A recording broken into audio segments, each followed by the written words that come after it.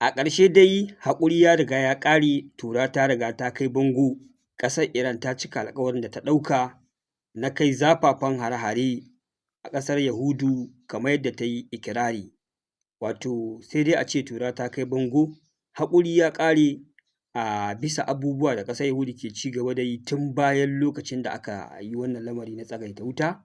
Kowa dai ya riga ya sani wannan yaƙi ya ɗauki tsawon kwanaki 60 ana yin sa, yaƙin da ya dugunzuma lamura a faɗin duniya gabaki ɗaya ake ta neman hanya ƙwaya ɗaya tilo da za a kawo ƙarshensa. Amma fa duk da haka mutanen nan su kunnen ƙashi ne da su, ba su dakata ba suna ta ci gaba da karya wannan yarjejeniya. Tun daga ran da aka ce an dakatar da wannan yaƙi babu rana ƙwaya ɗaya da ba su ci gaba da kai hari ƙasar Lebanon ba. Ƙasar Iran na ta ci gaba da kau da kai, ƙasar Amurka kuma ta sake musu hannu suna ci gaba da yin abin da suka ga dama. Har lamarin ya kai ga sun fara shallake gefe-gefen bodojin ƙasar a Lebanon da ƙauyuka, sun fara targeting ɗin babban birnin suna so su rugurguza shi saboda su suna da ɗaurin gindi duk abin da suke so shi suke yi, babu mai taka musu birki saboda suna da ɗaurin gindin ƙasar Amurka. Wanda a ɓangaren kuma ƙasar Amurka ta zo ta jibge tarin talin sojoji da jiragen yaƙi, ta tare bodojin ƙasar Iran, ta ce babu shiga babu fita, ita kuma ƙasar Iran ta tare Strait of Hormuz. Wato a ƙarshe dai sai ƙasar Iran take ganin lamarin nan akwai rainin hankali, akwai son zuciya a ciki, kuma ba ma sulhun ake so a yi ba, wasa da hankalinta ake so a ci gaba da yi, wanda ta aika saƙon gargaɗi bisa yunƙurin da ƙasar Yahudu take yi na cewa za ta rusa birnin Lebanon. Ta ce idan fa irin haka ta ci gaba da faruwa wannan ceasefire ɗin zai lalace, za ta kai zafafan hare-hare a ƙasar Yahudu. Wanda aka ga shugaban ƙasar Amurka Donald Trump ya fito ya yi kira ga ƙasar Yahudu ta dakata da kai hare-hare cikin birnin Lebanon. Amma daga bisani kuma sai gashi ta zo ta ci gaba da kai hare-hare, wanda bayan ta kai wannan hari ne a jiya ƙasar Iran ta ce to a jira ta, za ta kai hari a kan ƙasar Yahudu. Sannan kuma duka wasu sansanonin sojojin ƙasar Amurka har ma da naval blockade ɗin nan a yanzu fa they are not safe, a kowane irin lokaci za su iya fuskantar hare-hare. Wanda kwatsam sai gashi ƙasar Iran ɗin jiya ta cika alƙawari, alƙawari ya cika, ta kai hari har kusan mataki 5, sau 5 tana kai hare-hare cikin biranen ƙasar Yahudu, wanda ta fi zafafa hare-haren a ɗaya daga cikin manyan base ɗin ƙasar Yahudu, babban base ɗinta wato Ramat Air Base, wanda yake kusa da birnin Haifa da kuma wasu ɓangarori na cikin ƙasar har ma da Jerusalem. Duka jiya ƙasar Iran fa ta kai hare-hare, an ji sauka na bama-bamai, an dai nuno air defense system suna ta aiki suna kakkaɓo wasu daga cikin hare-haren ƙasar Iran. Amma fa ga wasu nan fa sun yi nasara successfully sun sauka a inda aka harba su, an ji ƙarar tashin bama-bamai a cikin ƙasar Yahudu, wanda nan da nan shugaban ƙasar Amurka Donald Trump ya yi sauri ya yi interfere a cikin wannan case ɗin, ya nuna kamar ma ba da su ake yaƙin nan ba, su ba ruwansu. Saboda haka hare-haren da ƙasar Iran ta kai ƙasar Yahudu, kada ƙasar Yahudu ta kuskura ta ce za ta mai da martani, kawai tun da dai Iran ta cika alƙawarin da ta ɗauka na cewa idan ita ma ƙasar Yahudu ta karya alƙawari ta kai hari birnin Beirut za ta kai wannan hari, to su dai waɗancan ɗin sun karya, su ma Iran sun yi retaliation. Saboda haka wannan yaƙi ya dakata, Iran ta dawo kan teburin sulhu a ci gaba da tattaunawa. To wannan gaɓar ya kamata mutane dai su ƙara gasgata mu akan abin da muke faɗa muku, ƙasar Amurka ce take neman kowace irin hanya ta tsira daga wannan yaƙi ya ƙare. Wanda wannan shine jawaban da shugaban ƙasar Amurka ya yi lokacin da ƙasar Iran ta kai waɗannan miyagun hare-hare a ƙasar Yahudu. Amma sai dai aka ga ƙasar Yahudu ta yi kunnen uwar shegu, ta ce fa ba za ta iya haƙuri ba, ita ma sai ta mai da martani akan hare-haren ƙasar Iran. Amma sai dai fa kafin ƙasar Iran ta kai wannan hari sai da ta yi wani gargaɗi, ta ce wannan hare-hare da za ta kai warning ne, wato warning ne wa ƙasar Yahudu cewa yanzu fa so mun taɓa za a miki akan wannan yarjejeniya da yake ci gaba da karyawa na tsagaita wuta, musamman ci gaba da kai hari a birnin Lebanon. Saboda haka yanzu mun kawo miki wannan hare-hare ne a matsayin gargaɗi, idan ƙasar Yahudu ta kuskura ta mai da martani, to nan ne fa za ta fuskanci devastating strike, za a kawo mata hari wanda sai ta ɗanɗana kuɗarta, yaƙi zai ci gaba da zafafa a tsakanin ƙasashen guda biyu. Amma duk da haka shugaban ƙasar Amurka ya kira Firayim Ministan ƙasar Yahudu ya gargaɗe shi akan kada ya kuskura ya kai ma ƙasar Iran hari ko ya retaliation akan hare-haren da ƙasar Iran ta kai. Amma sai dai babu ɓata lokaci, su ma ƙasar Yahudu sun mai da martani a cikin ƙasar Iran tun a daren jiya, wanda suka kai hari a wurare kusan guda 4 da suka haɗa da babban birnin ƙasar Iran Tehran da Tabriz da Karaj da kuma Isfahan. Duka an ji ƙarar bama-bamai a cikin waɗannan gurare da na lissafo muku. Sai dai kawo ya zuwa yanzu fa ba a tantance adadin ɓarna da ƙasar Iran ta yi a cikin ƙasar Yahudu ba. Haka zalika ita ma hare-haren da ƙasar Yahudu ta kawo ba a tantance adadin ɓarnar da suka yi ba. Wato ma'ana dai kowane ɓangare a yanzu haka sun kai hare-hare. A nan gaɓar shi ne, already dama ita Iran ta ce nata harin na gargaɗi ne da jan kunne ga ƙasar Yahudu. Idan ta kuskura ta mai da retaliation, nan ne za ta fuskanci asalin uƙuba. To fa ta kuskura ta mai da retaliation ɗin, wanda a safiyar yau ƙasar Iran ta ci gaba da kai hare-hare a birnin ƙasar Yahudu. Wato yanzu dai an ƙara jefa shugaban ƙasar Amurka cikin tsaka mai wuya, wanda yanzu tambayoyin da na ga ana yi ma masana da masu sharhi akan siyasar duniya, musamman waɗanda suke ƙasar Amurka, to shin yanzu wane mataki ita ƙasar Amurka take ciki a wannan yaƙi? Shin ita ma za ta shiga ne gadan-gadan a yaƙin da ita, ko ko za ta zama 'yar kallo ne?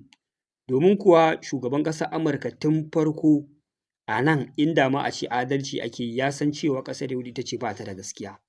Tun farko akwai ceasefire, wanda bayan wannan ceasefire ɗin ƙasar Iran ta ringa gargaɗi ana fa karya ceasefire ɗin nan, ana fa karyawa, a dakata, idan ba a daina ba zan yi retaliation, yaƙi ya dawo ɗanye, wanda shi kanshi Donald Trump ɗin da kanshi ya gargaɗi ƙasar Yahudu kar ta ci gaba da kai hari Beirut, amma ta zo ta kai wannan hari. Kun ga na farko laifinsu ne kenan. Sannan sai ga ƙasar Iran ta tabbatar da alƙawarin da ta ɗauka na cewa idan aka ci gaba da taɓa a Lebanon za ta yi retaliation, za ta mai da martani, kuma ta mai da martanin. Sannan shugaban ƙasar Amurka ya sauri ya intafiya, ya dakatar da ƙasar Yahudu, suka yi kunnen uwar shegu, suka yi retaliation akan ƙasar Iran. To yanzu Iran ta ci gaba da kai musu martani. Shin yanzu ƙasar Amurka za ta shiga wannan yaƙi ne, ko ko za ta ce tunda ta gargaɗi ƙasar Yahudu akan cewa ga abubuwan da ya kamata ta yi taƙi, za ta zama on their own ne yanzu yaƙi zai kasance tsakanin ƙasar Iran da ƙasar Yahudu ne, lamarin da duk faɗin duniya suke fata lamarin ya kasance a wannan tsarin. Domin ba fa iya ƙasashen wani irin musulmai ba ne ko ƙasashen Larabawa suke jin haushin ƙasar Yahudu, duk faɗin duniya da kuka sani, duk wata ƙasa ba ta jin daɗin abin da wannan ƙasa take yi. Tana ganin ta a matsayin wata ƙasa da take irin nuna isa da iko da yin abin da ta ga dama, kuma duka waɗannan abubuwan tana yi ne da ɗaurin gindin ƙasar Amurka. Ana ganin cewa mafi akasarin duka abubuwan da take a faɗin duniya ƙasar Amurka ce ta tsaya mata. Kai hatta waɗannan yaƙe-yaƙe da take yi ba a barta ta yi faɗa da sa'anta ba ne one in one na tsawon lokaci, da tuntuni ta daina irin waɗannan abubuwan da take yi. Musamman ai an jaraba muku, na maimaita, na ƙara maimaitawa, yaƙin da aka yi na kwanaki 12 na farko, ai ita kaɗai take da izza, take jin cewa za ta iya faɗa da ƙasar Iran. Ba a je ko ina ba sai gashi ta kira uwargijiyarta ta fara roƙo a ceasefire, aka zo aka dakata. Haka zalika ku duba wannan yaƙin, su biyu suka taru da number one super power da ita, amma me suka kwata? Babu wani abu da suka kwata. Duk abin da suka yi ikirari za su cimmawa sun kasa cimmawa. Saboda haka yanzu ga dama ta samu, ana ganin ina ma ƙasar Amurka za ta haƙura ta koma gefe ta zama 'yar kallo, tunda ƙasar Yahudu ta yi kunnen uwar shegu, ta nuna ba ma ta jin kiran ƙasar Amurka. To a bari mana a ba hammata iska tsakanin ƙasar Iran da ƙasar Yahudu. Saboda idan aka yi wannan ɗauki ba daɗin a tsakanin ƙasashen guda biyu, ƙasar Yahudu ta gane iya ƙarfinta da iya abin da za ta iya yi, to nan gaba idan a irin wannan lamari ya taso, idan aka ja mata kunne za ta ɗauki gargaɗi. Amma jin cewa ba ita kaɗai take wannan yaƙin ba, akwai wanda za su taimake ta. Kai duk duniya fa duk wani nau'in makami da jirgin yaƙi take amfani da shi daga ƙasar Amurka yake. Intercepting ɗin missile da ake yi, bari ku ji yadda ake taimaka ma ƙasar Yahudu fa a wannan yaƙi. Da a ce faɗan nan one in one ne, ina tabbatar muku da maganar su surviving ba za su yi ba. Idan ƙasar Iran fa ta kai hari, a harin nan kafin ya kai ƙasar Yahudu sai ya haɗu da interception kusan kala 2 zuwa 3. Na farko Amurka da jiragen yaƙinta da suke a gabas tsakiya suna harba makamai, su fara intercepting, su fara rarrage makaman da Iran ta harba daga ƙasashen Larabawa, base ɗin ƙasar Amurka. Sannan Jordan ina mamakin ƙasar Jordan ƙasa ce ta musulmi, sunan sarkinta sarki King Abdullahi, amma ya je yana auren ɗaya daga cikin mutanen ƙasar Yahudu, kawai ya koma yanzu duk duniya ƙasar su kawai ke karewa. Yanzu da ƙasar Yahudu za ta harbo makami ya zo ya wuce ta sararin samaniyar shi, ko kallon wannan makamin ba za a yi ba, zai je ƙasar Iran. Amma idan Iran ta harbo makami zai tafi ƙasar Yahudu ya biyo ta Jordan ya biyo ta Jordan, to sai ya yi amfani da interceptor ya amɓaro wannan makami iya wanda zai iya ragewa kafin ya kai ƙasar Yahudu. Ina mamakin wannan lamari, irin wannan abin muke ta gaya mutane fa. Yawancin ƙasashen Larabawan nan fa yanzu fa sun koma in favour of fa ƙasar Yahudu. Shi ne abin da mutane da yawa ba su fahimta ba. Saboda haka idan Iran ta harba makamai za ta rugurguza ƙasar Yahudu, sai sojojin Amurka sun rage ma wannan makaman ƙarfi, sai Jordan ta rage, sannan ita kuma kanta ƙasar Yahudu ta rage, abin da ya rage sai ya sauka. Haka fa ake yaƙin. Wato kun ga yadda ake mata gata, ake tare mata faɗa kafin abin ya kawo kanta. Shi yasa ko da yaushe take jin izza, tana jin cewa za ta iya faɗan. Amma a irin wannan gaɓar, kamar yadda ƙasar Yahudu ta bijire ma ƙasar Amurka tana ta neman hanya ta tsira a daina wannan yaƙi, to kamata ya yi ƙasar Amurka ta ja gefe, ta ɗan ba da dama ko faɗa na sati 2 a gwabza 1-on-1 tsakanin ƙasar Iran da ƙasar Yahudu. A nan ne za a gane wane ne yake da asalin ƙarfi na gaskiya.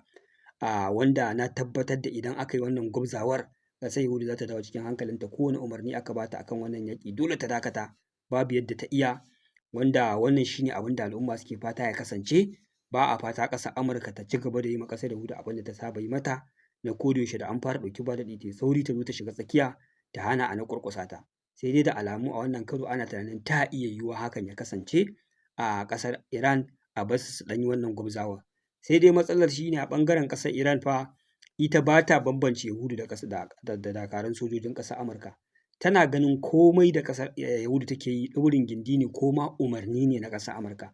Hatta sabon harin da ya janyo Iran ta yi wannan farmaki, ƙasar Iran tana ganin cewa ai green light Amurka ta ba wa ƙasar Yahudu, shi yasa ta kai wannan hari. Amma daga baya ta zo tana nuna cewa kamar ba ta cikin wannan lamari. Sai dai na san a cikin hare-haren da ƙasar Iran za ta ci gaba da kaiwa, ba fa za ta tsaya iya ƙasar Yahudun ba. Ko da a ce ƙasar Amurka ba ta intafiya ba, ta iya yiwuwa a ƙasar Iran ta farmaki sojojin ƙasar Amurka, su ma an dawo da su cikin wannan yaƙi ya ci gaba da escalating, yana ci gaba da zafafa. Jama'a wannan shi ne a taƙaice abin da ya faru a daren jiya. An harba makamai, amma har yanzu ba mu samu cikakken rahoto game da nau'ikan makaman da aka harba ba da kuma irin ɓannannakin da suka yi. Sai dai kamar yadda na gaya muku, harin ƙasar Iran ya fi ƙarfi ne a Ramat Air Base da kuma a Haifa da kuma Jerusalem, kuma duka ga shi shaidar gani da idani ɗin nan, na gani yadda makamai suke sauka. Sai dai insha Allah za mu bincika mu ga da me waɗannan makamai suka lalata, wani irin nau'ikan makamai ƙasar Iran ta harba, haka zalika ƙasar Yahudu da me ta taɓa ma ƙasar Iran. Menene kuma zai ci gaba da wakana bayan dawowar yaƙi gadan-gadan a tsakanin ƙasashen guda biyu. Ku ci gaba da bibiyar mu domin samun sahihan labari. Wassalamu alaikum warahmatullahi.